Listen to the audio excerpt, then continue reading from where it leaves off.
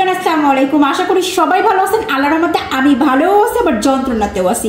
যন্ত্রণার কারণ হচ্ছে মেহেজাবিন স্কুল থেকে আসার সময় সে তাল বেগুন দেখেছিল, আর তাল বেগুন দেখে সে লোভ কিছুতেই সামলাতে পারে না। আমাকে বললো, যখন বেগুনটা দেখেছি মামুনি, দূর থেকে ভ্যানের উপর একটা মামা বিক্রি করতেছে, না কিনে পারলাম না। তার কারণ ওর হচ্ছে বেগুন ভর্তাটা খুব পছন্দ, স্পেশালি সিম্পলটা বেশি ভালো লাগে ওর কাছে।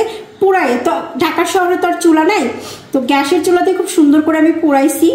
এখন বেগুনটা যে এত বড়, মানে খুবই বড়। ওকে জিজ্ঞাসা করলাম যে কতটুকু হয়েছে, ও বললো যে মামুনি এই একটা বেগুনই হাফ কেজির থেকেও বেশি। আর এখনকার বেগুনগুলো না ভর্তা করে খাইতে খুব বেশি মজা লাগে, যদিও শীতের সময়টা একদম কড়া কড়া যখন শীত ছিল তখন আরো বেশি মজা লাগতো, বাট ওর কাছে নাকি এই টাইমটা বেশি মজা লাগে। তো আমি বললাম যে এখন কি করতে পারি। সো বাসায় রান্নাবাড়া করা শেষ, ওর নানু অলরেডি রান্নাবাড়া শেষ করে গোসল করে নামাজ পড়তে গেছে।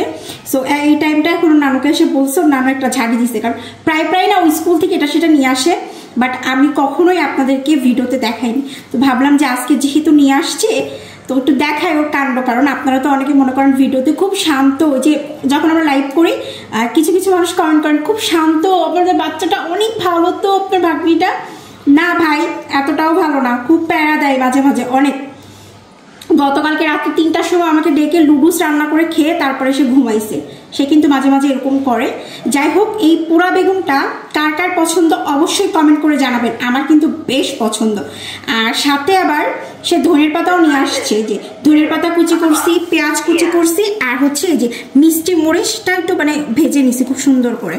মিষ্টি করার কারণ হচ্ছে কি, শুকনো মরিচ দুই রকমের, একটা হচ্ছে মিষ্টি হয়, মোটাটা একটু মিষ্টি আর চিকুনটা একটু ঝাল বেশি হয়। যাই হোক, এখন এটাকে ছাড়াবো খুব সুন্দর করে। শুকনো মরিচগুলো যখন ডলতে হয় না, তখন এর উপর লবণ দিয়ে যদি ডলা যায় তাহলে তাড়াতাড়ি ভেঙে যায়, আর এমনি ডলতে গেলে অনেক সময় লাগে। আর বেগুনটা যখন পোড়ানো হয় না, বেগুনের যে কি সুন্দর একটা স্মেল আসে, আমার ওই পোড়া বেগুনের স্মেলটা অনেক বেশি ভালো লাগে, অনেক। এই ঝাল ঝাল ভর্তা দিয়েই সে এখন নাকি 2-3 প্লেট ভাত খাবে। তার যে কত কথা, সে দুপুরবেলা একবার খায় আর রাতে খায় না, আবার কি করে না করে সে নিজেই জানে না। আপনারা বলেন না মাঝে মাঝে যে মেহেজাবিনের অনেক কিছু শেয়ার করতে, তাই শেয়ার করে ফেললাম, তারই সব পাগলামি। যদিও সত্যি কথা বলতে কি, আমারও না ভর্তা খুব ফেভারিট, তবে বেগুন ভর্তাটা আমার স্পেশালি ভালো লাগে বোয়া ভাত, মানে খুদের যে বোয়া ভাতটা রান্না করে না, খুদের ভাত যেটাকে বলে, ওইটার সাথে আমার কাছে বেগুন ভর্তা খুব ভালো লাগে। তারপরে হচ্ছে একদম গরম গরম ধোয়া ওঠানো ভাতের সাথে, ও সেই লাগে। আর পোড়া বেগুনটা একটু স্মেলটা একটু অন্যরকম থাকে, স্মোকি একটা ফ্লেভার থাকে, তো এই ভর্তাটা সব কিছুর সাথে পারফেক্টলি যায়। এখন হচ্ছে মেহেজাবিন টেস্ট করবে, কারণ সে ভাতের প্লেট নিয়ে অলরেডি ক্যামেরার পিছনে বসে আছে, কারণ ক্যামেরাটা কিন্তু সেই ধরছে। ওকে, একদম ডান। এবার দিয়ে দেবো সরষের তেলটা। এতক্ষণ কিন্তু আমি সরষের তেল দিই নাই, কারণ আগে হচ্ছে খুব ভালো করে চটকে মাখিয়ে নিলাম। এবার দিচ্ছি সরষের তেলটা।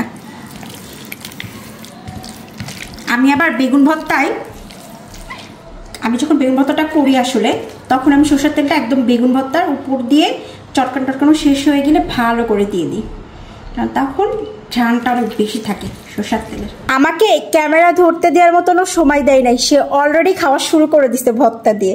মানে তার এতই পছন্দ ঝাল ঝাল বেগুন ভর্তা, বললাম না, এই জন্যই আপনাদের সাথে শেয়ার করে ফেললাম। ঝাল ঝাল বেগুন ভর্তার সাথে দুপুরে যদি থাকে গরম গরম ভাত, তাহলে আর কি লাগে। কে কে আমার মতন ভর্তা লাভার, সবাই কিন্তু কমেন্ট করে জানাবেন। হ্যাঁ, তোমার মতন এরকম অনেকেই পাবলিক আছে যারা এরকম হচ্ছে মামুনিকে ডিস্টার্ব করে, নানিকে, মাকে হুটহাট। আসলে ডিস্টার্ব করে না, এগুলা কিন্তু বেশ ভালো লাগে, এটা কিন্তু একটা আনন্দের মতনই লাগে, কারণ কি বেগুন ভর্তাটা আমিও খেতে পারবো।